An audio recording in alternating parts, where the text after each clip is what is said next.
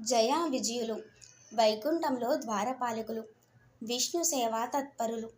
ఒకమారు సనక సనందనాది మునులు నారాయణ దర్శనార్థకై వైకుంఠమునకు రాగా అది తగు సమయము కాదని ద్వారపాలకులు వారిని అడ్డుగించారు.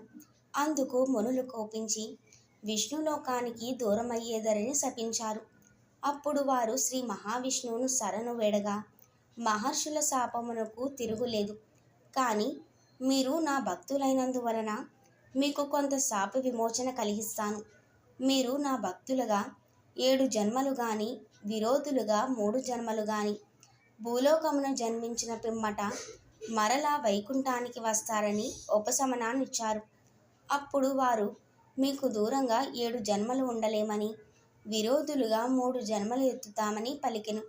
ఆ జయా విజయులే కృతయుగంలో హిరణ్యాక్ష, హిరణ్యకశిపులుగాను, త్రేతాయుగంలో రావణ కుంభకర్ణులుగాను, ద్వాపర యుగంలో శిశుపాల దంతభక్తులుగాను జన్మించారు.